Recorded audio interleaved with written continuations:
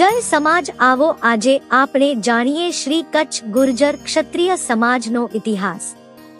જો તમને પસંદ આવે તો તમે ચેનલને સબસ્ક્રાઇબ કરજો। આભાર। આપણે રાજસ્થાનમાંથી ઉતરી આવ્યા। આપણામાં એક માન્યતા એવી રોડ બની જાય છે કે દેશ પર જ્યારે મુસ્લિમ આક્રમણકારો લૂંટફાટ માટે ત્રાટક્યા ત્યારે આપણે મૂળ રાજસ્થાનમાંથી સૌરાષ્ટ્ર થઈ કચ્છમાં ઉતર્યા। પરંતુ આ વિધાન ઉપરોક્ત હકીકતોના આધારે પુનર્વિચારણા માંગે છે। ઉપર જોયું તમે ઈસવીસનની 6ઠી શતાબ્દીમાં સર્વપ્રથમ ગુર્જર શબ્દ દેખા દે છે। ત્યાર પછીની ઈસવીસનની 8મી થી 12મી શતાબ્દી સુધી માળવાથી તે લાટ સુધી અને સૌરાષ્ટ્રથી વિદર્ભ લગીના પ્રદેશ પર જે પ્રજા રહેતી હતી તે સંસ્કાર, ભાષા, બોલી, રૂઢિ બાબતોમાં સમાન સંસ્કાર વાળી જ પ્રજા હતી। તેઓ સૂર્ય અને ચંદ્રવંશી ક્ષત્રિયો હતા। ઈસવીસન 11મી અને 12મી સદીમાં તેમાંના ચૌહાણનો રાજ્ય વિસ્તાર અજમેરથી તે છેક દિલ્હી સુધી અને રાઠોડોનો કનોજથી છેક બનારસ અને મગધના સીમાડા સુધી વિસ્તરેલો હતો। આ ઉપરાંત પરમારો અને સોલંકીઓનો પણ અર્બુદાજથી કાઠિયાવાડ અને દક્ષિણે લાટ સુધીનો રાજ્ય વિસ્તાર હતો। તેમના રાજ્યના સીમાડાઓ અવારનવાર બદલાતા રહેતા તેમજ તેઓ સૌ અન્યોન્ય લગ્ન વ્યવહાર વગેરે વડે સંકળાયેલા હતા। આમ ગુજરાતના સોલંકીઓ અને વાઘેલા અર્બુદાચલના પરમારો અને ચૌહાણો તેમજ રાઠોડો આ રીતે સંબંધો વડે ગંઠાયેલા હતા।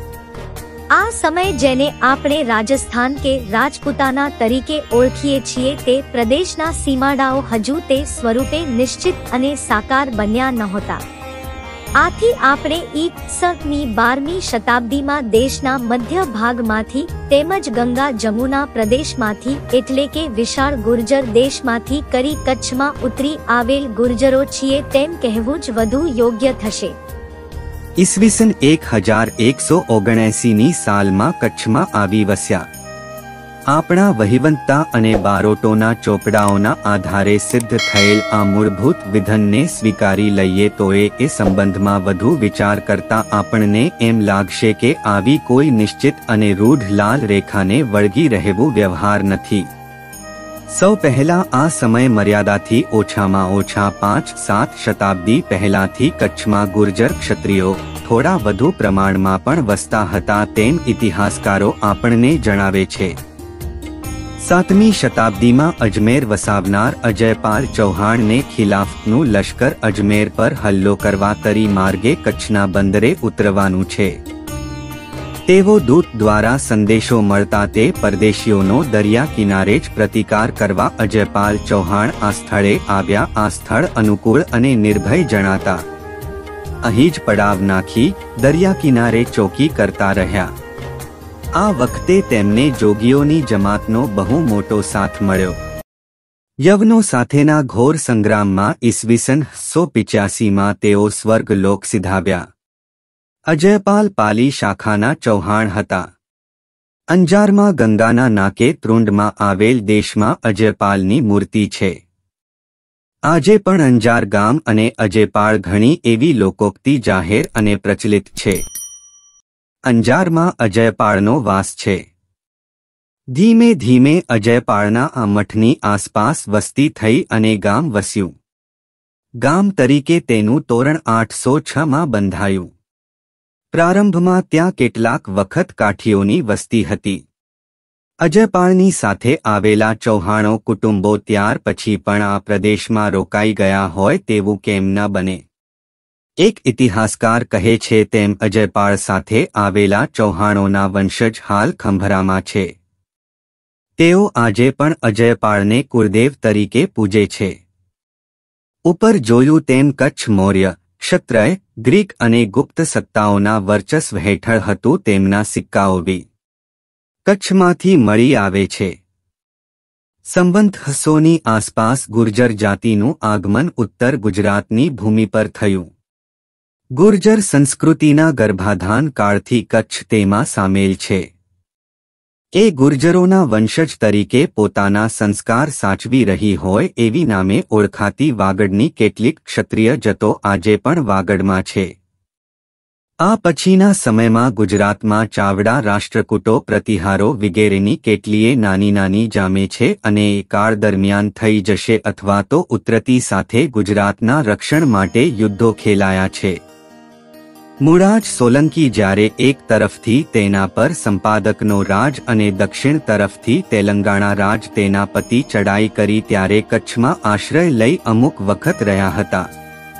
મોહમ્મદ ગઝનીની સોમનાથ વખતે 1025 ગુર્જર નરેશ ભીમદેવ પોતાના પરાજય પછી કચ્છમાં કંથકોટમાં અમુક વખત આશ્રય લઈ રહે છે. ભીમદેવે કંથકોટથી પાછા વળી સોમનાથનો પથ્થરનું નવું મંદિર બનાવ્યું. સોલંકી વંશના પણ એક બંધાવેલો કર્ણદેવ પહેલાએ ઈસવીસન 1064 થી 1094 ના સમયમાં ભદ્રેસરમાં કર્ણવાપિકા નામે વાવ કરાવેલી જેનો પાછળથી દાનવીર જગડુશાહે ઉદ્ધાર કરાવ્યો. રાસમાળામાં આવેલી હરપાળ મકવાણાની દંતકથા તેના સમયમાં બનેલી ઘટનાને લાગુ પાડવામાં આવે છે.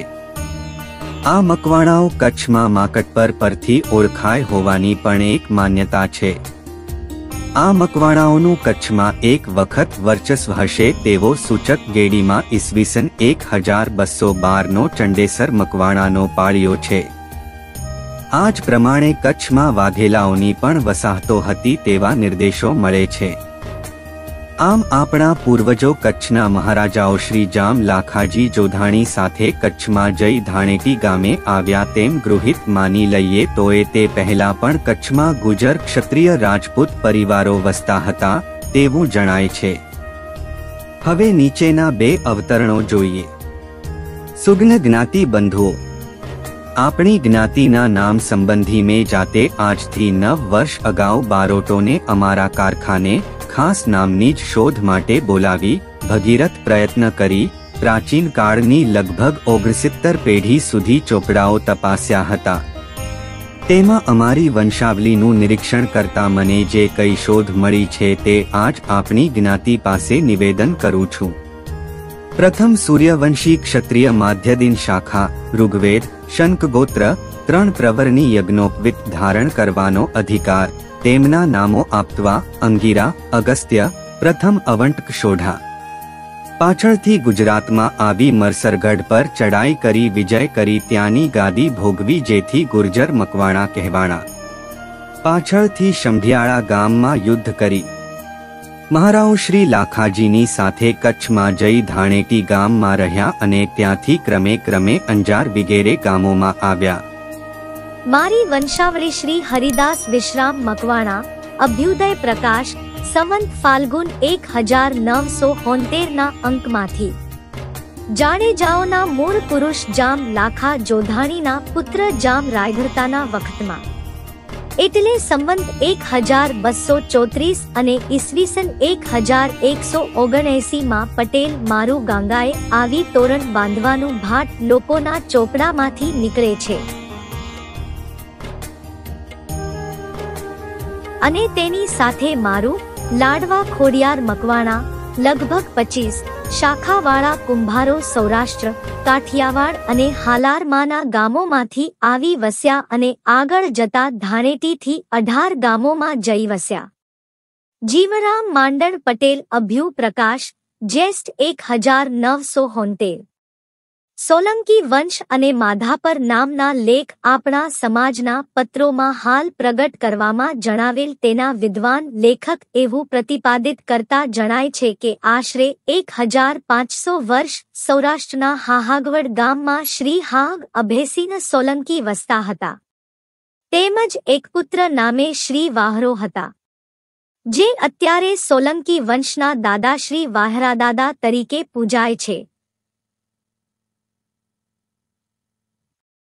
એટલે કે પટેલ ગંગા મારુ પછી અંદાજે 125 વર્ષ પછી આ કુટુંબો ધાણેટી આવ્યા. આપણા સમાજના સુવિખ્યાત વિશ્વકર્મા સમા અંજાર નિવાસી શ્રી જયરામભાઈ રૂડાભાઈ ગદ્ધરના પૂર્વજો ઈસવીસન 1546 માં કચ્છમાં આવ્યા. આ ઉપરથી જણાશે કે આપણા પૂર્વજોનો મોટો ભાગ કદાચ ઈસવીસન 1179 માં કચ્છમાં ધાણેટી મુકામે ઉતાર્યો હોય તેમ ગૃહિત માની લઈએ તોય તે પહેલાંય અમુક પરિવારો ત્યાં આગળથી જ વસતા હતા. તેમજ અમુક પરિવારો પાછળથી આવ્યા એ મૂળભૂત હકીકત સ્વીકારવી જ રહી. જ્ઞાતિનું નામ. આપણે મૂળ ક્ષત્રિય એટલે રાજપૂત કુમાર જ્ઞાતિના વંશજો હોવા હાય કુમાર શબ્દના પાછળથી થયેલ અપભ્રંશના કારણે બિના કારણ કંઈક ગોટાળો ઊભો થયો હોય તેમ જણાય છે. કુમાર જ્ઞાતિ પ્રકાશ અને આમચી જાતના વિદ્વાન લેખકોએ આ બાબત પોતાના પુસ્તકોમાં ચર્ચા કરી ઊભી થયેલ શંકાનું નિરસન કરવાના પ્રયત્નો કર્યા છે.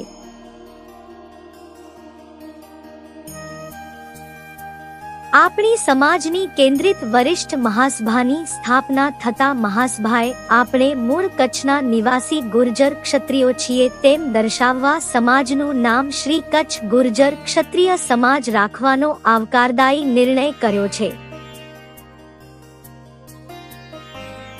ઉપસંહાર.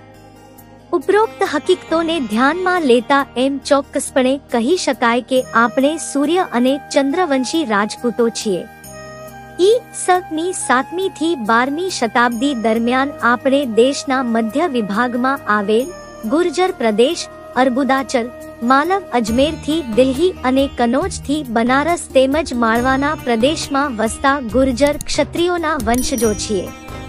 ઈ.સ. 12મી શતાબ્દીના છેલ્લા ચારણમાં આપણે કચ્છમાં ઉતાર્યા. એ વખતે કચ્છની રાજધાની ધાણેટીથી લાખિયાર વીરામાં ગઈ હતી.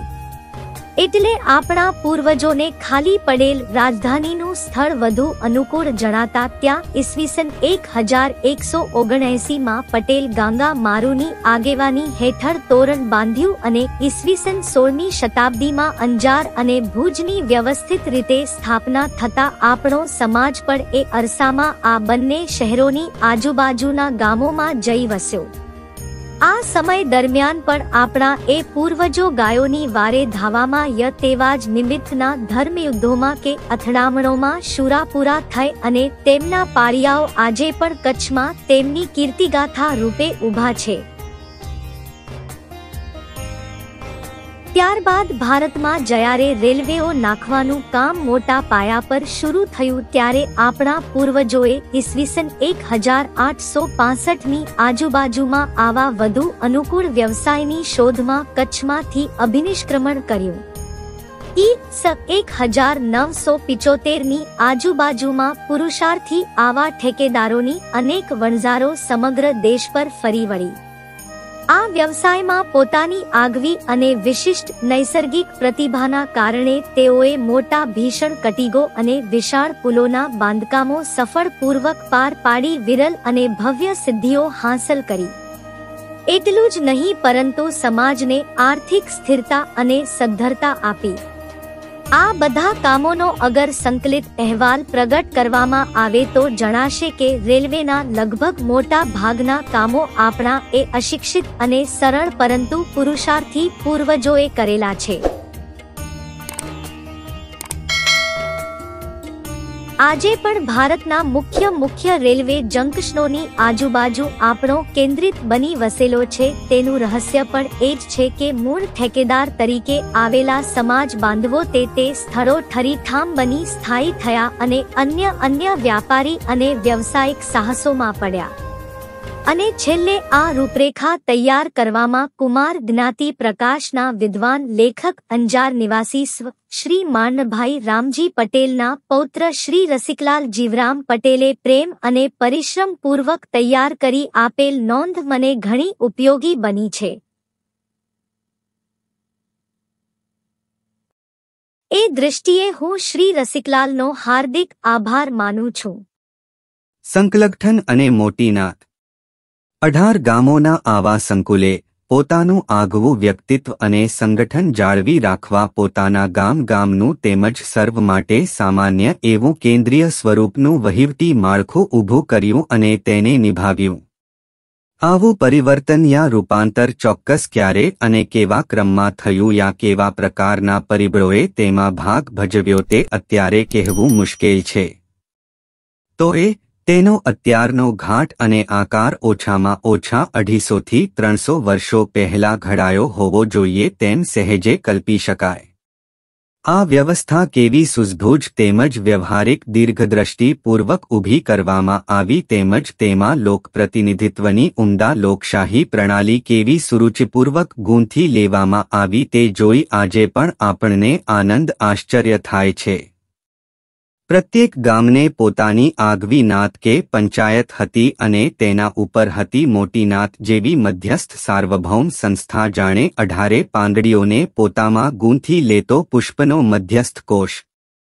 સમાજ સંગઠનની આધારશિલા સમી આ મોટી નાત. જનસંખ્યાના ધોરણે 18 ગામમાંથી ચૂંટાયેલા પ્રતિનિધિઓની બનેલ હતી. તેના બંધારણીય વડા તરીકે મોટી નાતના પટેલશ્રી રહેતા સામાન્યત આ અધિકાર વારસાગત ઉતરતો પરંતુ તેનો અબાધિત નિયમ પણ ન હતો.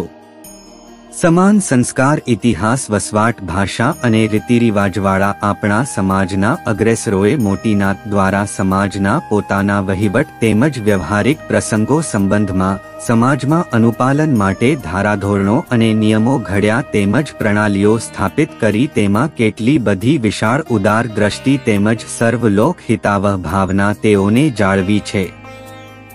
તે તો અન્ય સમાજોની રીત રસમો સાથે તુલનાત્મક સમીક્ષા કરતા તુરત જ સમજી શકાય તેમ છે. મધ્યમ સ્તર અને તેથી નબળી સ્થિતિના સમાજ બાંધવો પોતાના વ્યવહારિક પ્રસંગો ખૂબ જ સરળતાપૂર્વક પાર પાડી શકે તેવી અનુપાભરી સંવેદનશીલ બંદિશ તેમાં જણાય છે.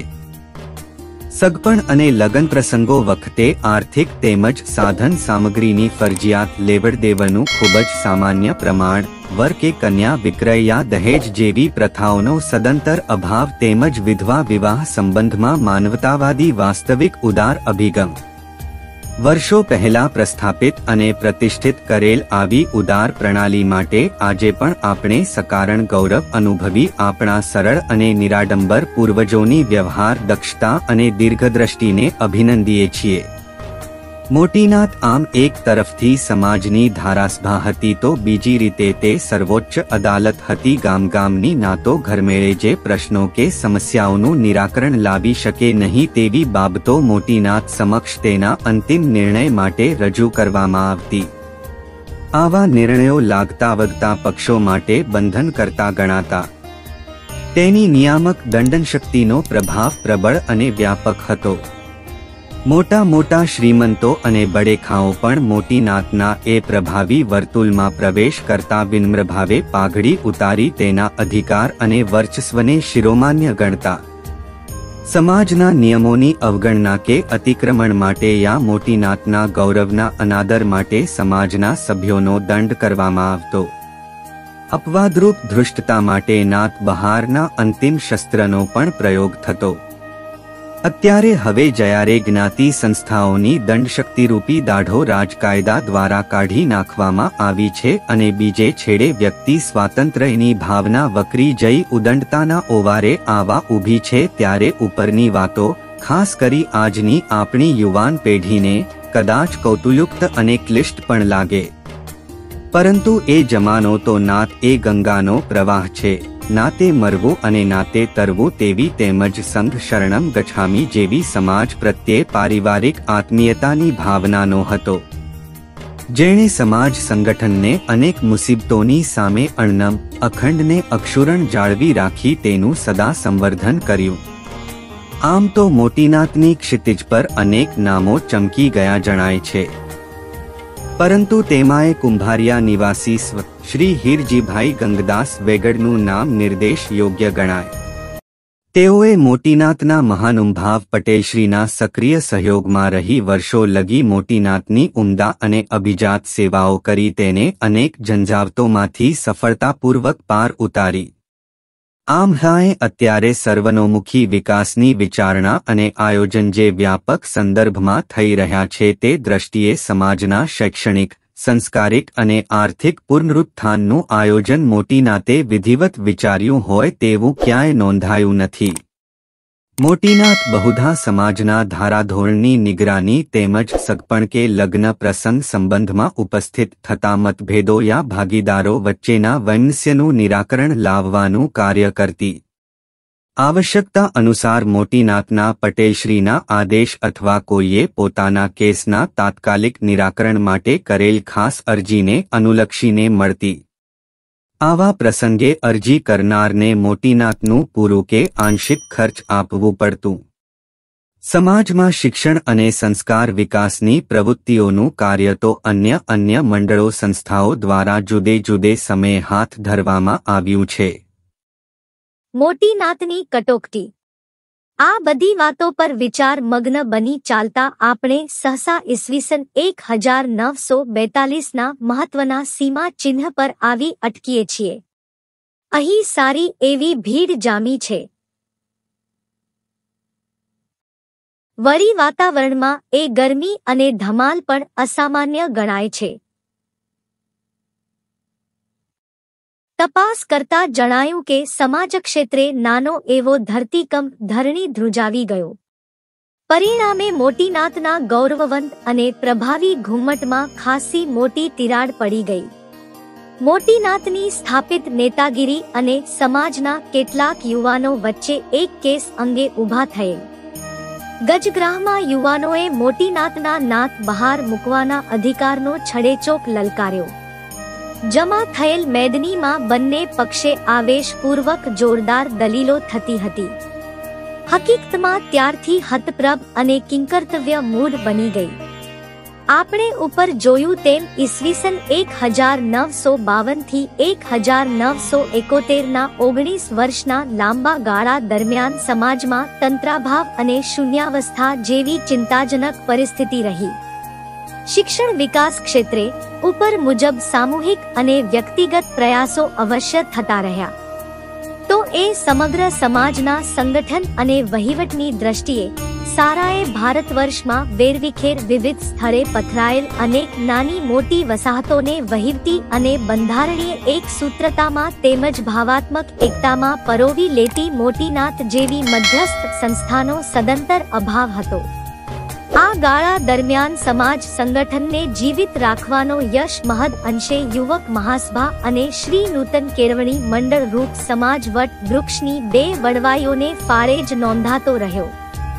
સમાજમાં તંત્ર ભાવ જેવી વિસંગત અને ક્ષોભકર પરિસ્થિતિ પ્રગતિશીલ વિચારસરણીને સદાય કઠતી. તેમાંથી માર્ગ કાઢવા રાજસ્થાનના કેટલાક ઉત્સાહી મિત્રોએ ઈસવીસન 1771ના એપ્રિલ માસમાં જયપુરમાં સમસ્ત સમાજનું એક સંમેલન બોલાવ્યું. તેના અધ્યક્ષ તરીકે સમાજના લબ્ધપ્રતિષ્ઠ અને લોકપ્રિય અગ્રેસર શ્રી હીરજીભાઈ ખીમજી ચૌહાણની વરણી કરવામાં આવી. આ સંમેલને સમાજની મધ્યસ્થ સંસ્થાની અનિવાર્યતા સ્વીકારી તે સ્થાપવાનો નિર્ણય કર્યો અને તે માટે અધ્યક્ષશ્રીના પ્રમુખપદ હેઠળ એક એડહોક સમિતિની રચના કરવામાં આવી. આ અરસામાં શ્રી હીરજીભાઈ ખીમજી ચૌહાણ અને શ્રી મોરારભાઈ રત્નાભાઈ મારુના ₹1 લાખના માતબર અનુદાનો વડે શ્રી કચ્છ ગુર્જર ક્ષત્રિય સમાજ સાર્વજનિક ટ્રસ્ટની સ્થાપના કરવામાં આવી.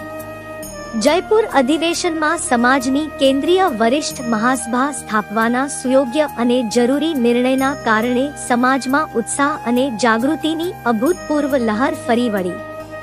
તેમાંય સમાજ બાંધવોમાં અપ્રતિમ લોક આદર અને ચાહના ધરાવતા શ્રી હીરજીભાઈ જેવા કર્ણધારે સમાજનું નેતૃત્વ સંભાળ્યું છે.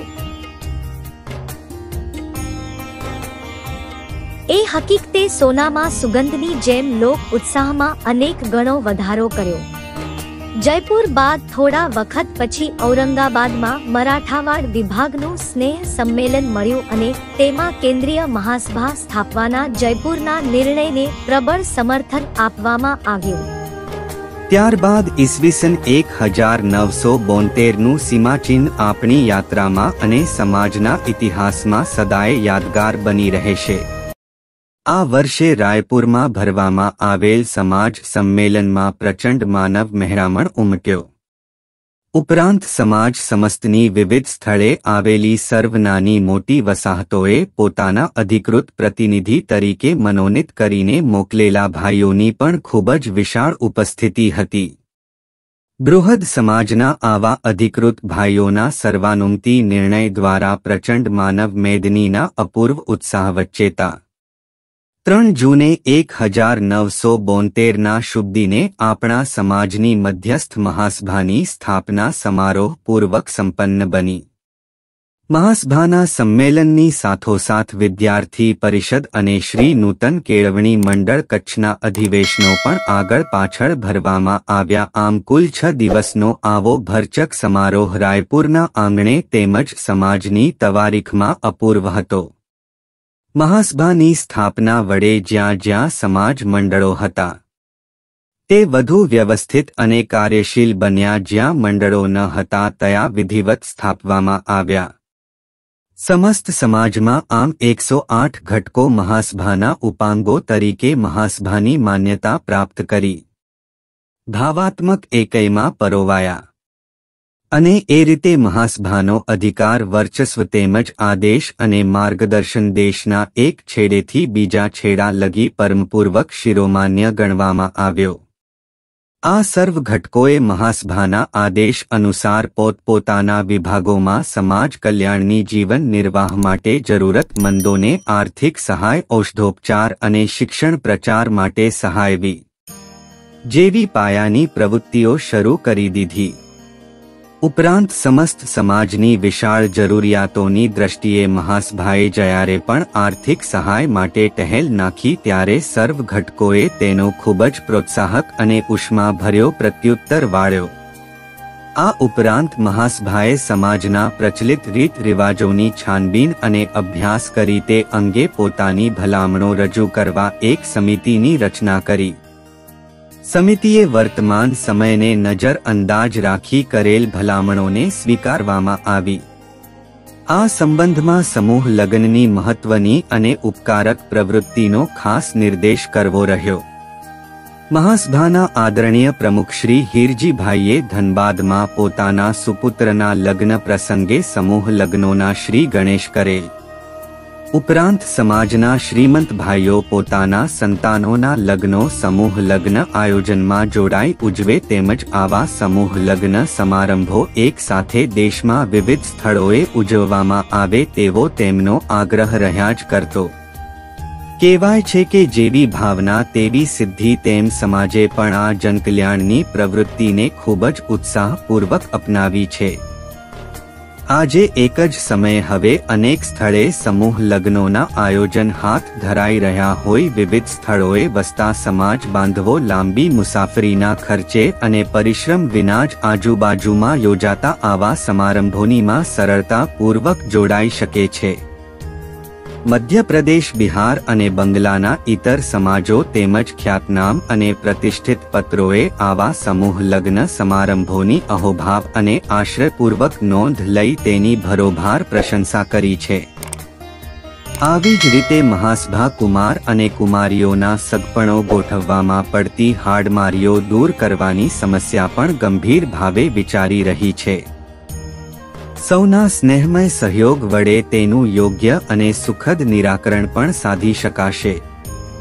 ઉપરાંત લગ્ન જીવન દરમિયાન ઊભા થતા મતભેદો વિવાદોના સુખદ નિરાકરણ માટે બંને પક્ષોનો સંપર્ક અને સહયોગ સાધી લગતા વળગતા પક્ષોના ગૌરવ અને હિતમાં હોય તેવી અન્ય સમજાવટ દ્વારા કાર્ય કરવા મહાસભાએ ન્યાયપંચ સમિતિની પણ રચના કરી છે. આવા વિવાદો અને મતભેદોનું નિરાકરણ સર્વપ્રથમ ઘટકોના સ્તરે અને ત્યાર પછી પ્રાદેશિક સમિતિના સ્તરે સાધવાનું હોય છે. આવા અનેક કેસોમાં સુખદ સમાધાન સાધવામાં આવેલ પણ છે. સમાજ બાંધવોએ આ પ્રવૃત્તિને પણ સારો આવકાર અને આદર આપેલ છે. આ સિવાય મહાસભા દ્વારા આજે સમાજ કલ્યાણની જે પ્રવૃત્તિઓ હાથ ધરવામાં આવી રહી છે તેમજ સમાજ ઉત્કર્ષની દિશામાં જે આયોજન વિચારાઈ રહ્યું છે તેનો સંદેશ સમાજમાં ઘેર ઘેર પહોંચી શકે અને આવી જ રીતે આજે સમાજના વિવિધ ઘટકોમાં ઉત્સાહપૂર્વક જે કાર્ય થઈ રહ્યું છે તેની સુયોગ્ય માહિતી પણ સમાજ બાંધવોને તથા અન્ય ઘટકોને સુગમતાપૂર્વક આપી શકાય, જેથી અન્યોન્ય માર્ગદર્શન અને પ્રેરણા મેળવી શકીએ. એ દ્રષ્ટિએ મહાસભાનું પોતાનું સ્વતંત્ર મુખપત્ર હોવું અનિવાર્ય જણાતા રાયપુર અધિવેશનમાં ઉપસ્થિત પ્રચંડ જનસમાજે સમાજ સંદેશને મહાસભાના અધિકૃત મુખપત્ર તરીકે જાહેર કરેલ છે. સમાજ સંદેશ પણ કેવલ સમાજ સેવાના આવા એકમાત્ર ધ્યેયને નિષ્ઠાપૂર્વક વળગી રહી માર્ગમાં ઊભી થતી પ્રતિકૂળતા કે કલ્પિત ટીકાઓના કારણે વિચલિત ન બનતા આજ 3 વર્ષથી સમાજમાં શીલ, શિક્ષણ અને સંસ્કારના વિકાસ અર્થે તેમજ સમાજ સંગઠન હિત અને ગૌરવના ભાવનાને દૃઢીભૂત કરવાના ઉદ્દેશને નજર સમક્ષ રાખી વિનમ્ર ભાવે સેવા બજાવી રહ્યું છે. પરિણામે તેની પ્રતિષ્ઠા અને લોકપ્રિયતામાં અનેક ગણો વધારો થયો છે. પ્રસ્તુત કરતા સ્વ શ્રી નાનાલાલભાઈ અમરસિંહભાઈ ચૌહાણ. સંદર્ભ સન 1974 શ્રી કચ્છ ગુર્જર ક્ષત્રિય સમાજ મહાસભા દ્વારા પ્રકાશિત વસ્તી પત્રક ગ્રંથથી. જો તમને આ ઓડિયો ગમ્યો હોય તો એક લાઇક કરી પ્રોત્સાહિત કરજો.